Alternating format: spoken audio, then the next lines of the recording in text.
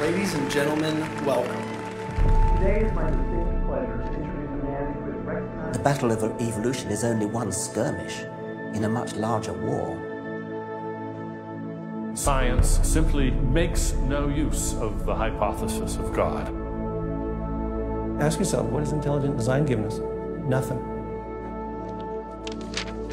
We cannot accept intelligent design as an alternative scientific theory. They will never accept that we have a better argument. They just pester us and they waste our time.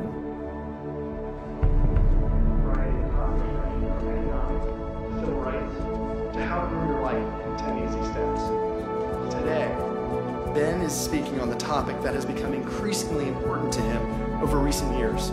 While Ben has always been an ardent supporter of science, lately he has noticed an alarming trend in the scientific establishment that could have dire consequences for every American. Without further ado, please join me in giving a warm welcome for Mr. Ben Stein. Thank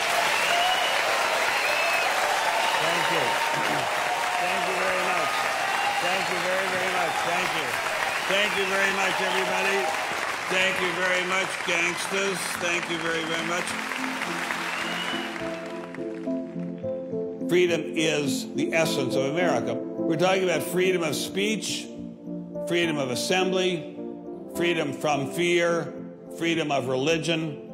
Martin Luther King said, America is essentially a dream, and he said it is a dream of freedom and equality, and freedom is the way to equality.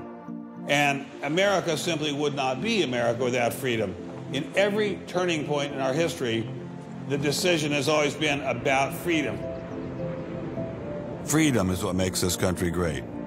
Freedom has allowed us to create, to explore, to overcome every challenge we have faced as a nation. But imagine if these freedoms were taken away. Where would we be? What would we lose? Well, unfortunately, I no longer need to imagine. It's happening. We are losing our freedom in one of the most important sectors of society, science. I have always assumed that scientists were free to ask any question, to pursue any line of inquiry without fear of reprisal. But recently, I've been alarmed to discover that this is not the case. It all began when I met evolutionary biologist Richard Sternberg in Washington, D.C. His life was nearly ruined when he strayed from the party line while serving as editor of a scientific journal affiliated with the prestigious Smithsonian Museum of Natural History. Your office was over there? That's correct. This here is the West Wing. Directly ahead of us is the West Wing of the Natural History Museum. So now you're not there anymore because you're a bad boy. No, I'm not. No, I was exiled. You're a bad boy. You question the powers that be. What was Dr. Sternberg's crime? He dared to publish an article by Dr. Stephen Meyer, one of the leading lights of the intelligent design movement. The paper ignited a firestorm of controversy merely because it suggested intelligent design might be able to explain how life began. As a result, Dr. Sternberg lost his office, His political and religious beliefs were investigated, and he was pressured to resign. The questioning of Darwinism was a bridge too far for many.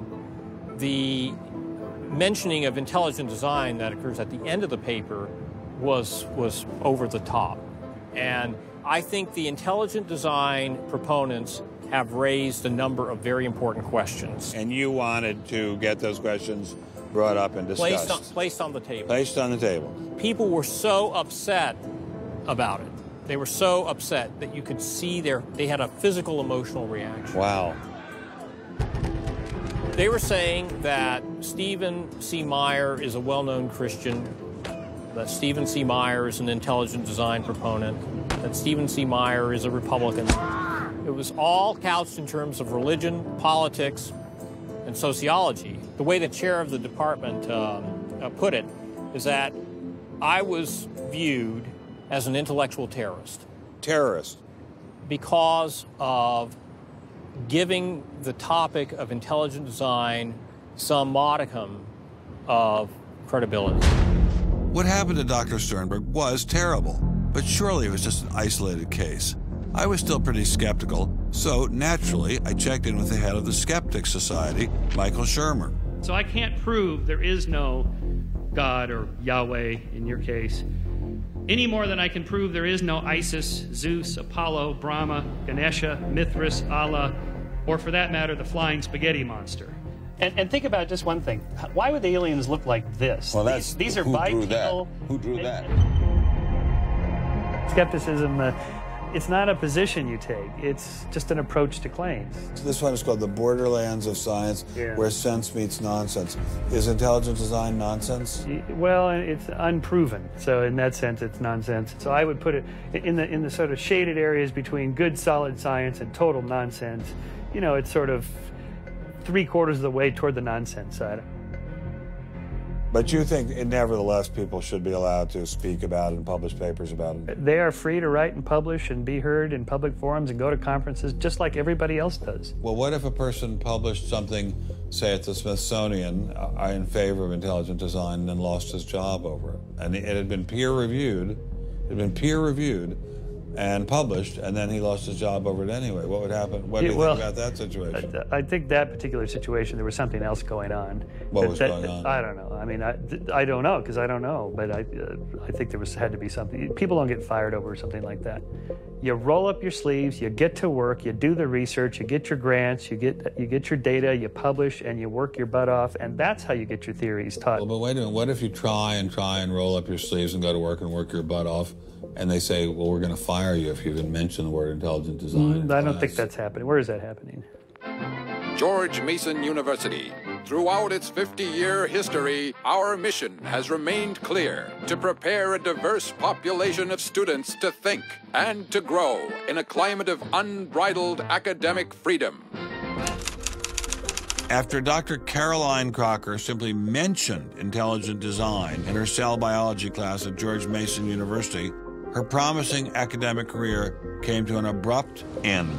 My supervisor invited me into his office. He said, "I'm going to have to discipline you for teaching creationism." And I said, I mentioned intelligent design on a couple of slides, but I did not teach creationism.